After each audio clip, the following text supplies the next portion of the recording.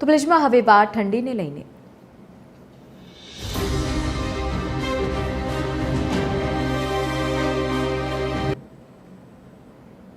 સમગ્ર ગુજરાતમાં હાલ તીવ્ર ઠંડીનું મોજું ફરી વળ્યું છે। ઉત્તર પૂર્વીય ઠંડા પવનો ફૂંકાવાના કારણે રાજ્યમાં તીવ્ર ઠંડીનો અહેસાસ લોકોને થઈ રહ્યો છે અને બીજી તરફ કચ્છનું નલિયા 7.5 ડિગ્રી તાપમાન સાથે રાજ્યનું સૌથી ઠંડુ શહેર નોંધાયું છે।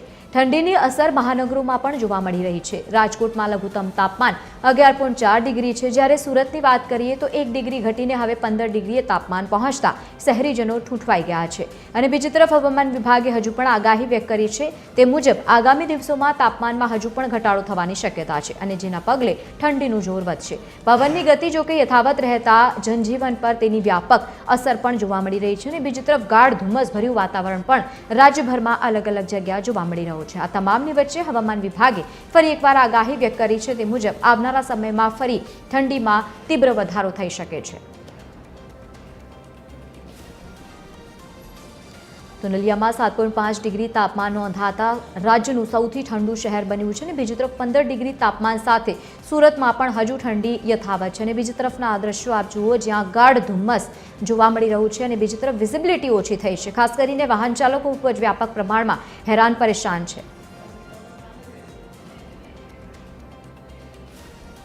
વધુ માહિતી સાથે સંવાદદાતા દિવ્યેશ પરમાર સુરતથી લાઈવ જોડાયા છે અને સાથે જ મોનિકા રાજપૂત અમદાવાદથી છે। સૌથી પહેલા અમદાવાદમાં કેવી પરિસ્થિતિ છે સમજીશું। મોનિકા, કેવો પ્રકારનો અત્યારે માહોલ જોવા મળી રહ્યો છે? ખાસ કરીને ગાઢ ધુમ્મસ એક તરફ છે અને બીજી તરફ ઠંડા પવનો ફૂંકાઈ રહ્યા છે। આવનારા સમયમાં કેવા પ્રકારની આગાહી? બિલકુલ થી લવલીન, જે પ્રમાણે વાત કરવામાં આવે તો હવામાન વિભાગ દ્વારા પણ આગાહી કરવામાં આવી છે કે આગામી દિવસોમાં જે ઠંડીનું પ્રમાણ જે છે વધી શકે છે। જે ઠંડીનું પ્રમાણ જે વધી રહ્યું છે જેના કારણે શહેરમાં જે ઠંડીનો ચમકારો જે વધ્યો છે, જેના કારણે હવે જે મોટાભાગે જે લોકો જે છે સાથે ગાર્ડનમાં પણ આવતા હોય છે, કસરત કરતા માટે આવતા હોય છે અને જોગિંગ કરવા માટે પણ આવી રહ્યા છે। હાલ હું દ્રશ્યોમાં પણ જે બતાવવા માંગીશ કે જે પ્રમાણે ઠંડીનું જ્યારે પ્રમાણ વધી રહ્યું છે તો મોટાભાગે જે લોકો ગાર્ડનમાં કસરત કરતા જોવા મળી રહ્યા છે, જોગિંગ કરતા પણ જોવા મળી રહ્યા છે। કારણ કે જે હવામાન વિભાગ દ્વારા આગાહી કરવામાં આવી છે કે આગામી દિવસોમાં પણ જે ઠંડીનું પ્રમાણ જે છે વધી રહ્યું છે તો તેને ધ્યાનમાં રાખીને લોકો પણ પોતાનું જે સ્વાસ્થ્યનું ધ્યાન રાખતા હોય છે અને જે કસરત હોય કે જોગિંગ હોય કે લોકો ગાર્ડનમાં ખાસ કરવા માટે આવતા હોય છે। બીજી તરફ જે પ્રમાણે જ્યારે ઠંડીનું પ્રમાણ વધતું હોય છે તો જે શહેરનું એક્યુઆઈની વાત કરવામાં આવે તો હવે એ એક્યુઆઈની વાત કરીએ તો અમદાવાદ શહેરનો એક્યુઆઈ જે છે 220 જેટલો જે નોંધાયો છે।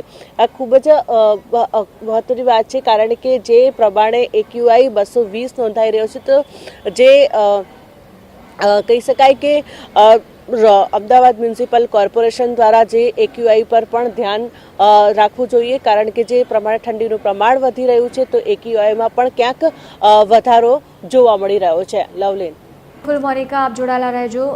દિવ્યેશ, આપની પાસે આવે છે। સુરતમાં અત્યારે કેવો માહોલ જોવા મળી રહ્યો છે? કારણ કે એક તરફ હવામાન વિભાગે ઠંડીને લઈને આગાહી પણ વ્યક્ત કરી છે। સુરતમાં કેવો માહોલ છે?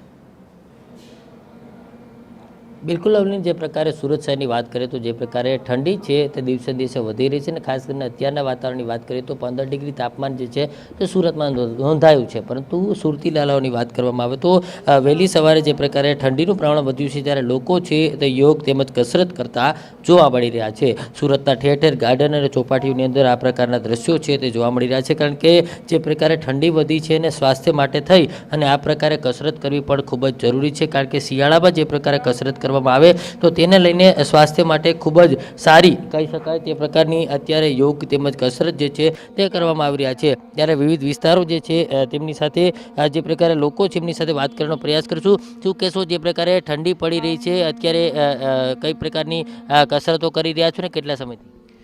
हम लोग आज 10 वर्ष थी यहाँ योगा चालू रहे छे और फ्री ऑफ कॉस्ट हम लोग करिए छे।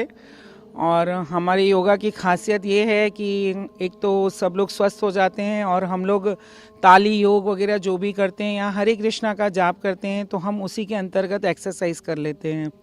क्योंकि योग के लिए तो जैसे कहा जाता है, योग की परिभाषा भी यही है कि संगच्छध्वम संवदध्वम वो मानसी जानतम देवा भागे यथा पूर्वम देवा भागे यथा पूर्वम सजा नाना जानती। क्या कहेंगे जिस तरह से ठंडी पड़ रही है सबको मिलके साथ में चलना, सबको मिलके साथ में बोलना और मन को एक करना, यही योग है। योग हमको सबसे एक साथ जोड़ता है। योग के मतलब अनगिनत फायदे हैं। सेहत का इतना बड़ा लाभ होता है कि जो आजकल इतनी बीमारियां फैल गई हैं ना, वो सबको ये रोकथाम देता है। अगर आपको अपने घर के फालतू खर्चे बचाने हैं तो आप लोग योग की तरफ मुड़िए, योग को ज्वाइन करिए। योग से अनगिनत फ़ायदे सेहत के होते हैं और योग ही एक ऐसी कला है जिससे एक हैप्पीनेस इंडेक्स करके एक हार्मोन डेवलप होता है खुशी का। जो लोगों को दुख ने आज जो अपना वो कर लिया है ना, दुख लोगों के घर में वो हो जाता है। आजकल इतना है कि थोड़ा सा अपमान होगा तो वो अपने गले से लगा के बैठ जाता है। तो जब हम योग करते हैं ना तो ऐसी चीज़ों को हमको हवा में उड़ाने की ताकत आती है। योग में इतनी शक्ति है। गुजरात राज्य योग बोर्ड के जो शिषपाल जी शोभराम जी हैं, उनका इतना उन्होंने पतंजलि से प्रेरित होकर कि योग ही जीवन है, योगी बनना ही सफलता की ओर ले जाना है, उन्हीं से हमने भी सीखा है और हम लोग बहुत चीज़ें फॉलो करते हैं। रामदेव जी को भी फॉलो करते हैं। अनुशासन ही योग है और आप इन सबसे भी पूछ सकते हैं इन लोगों को क्या क्या फ़ायदे हैं। और हमारा ये योगा पिपलोद में निःशुल्क चलता है।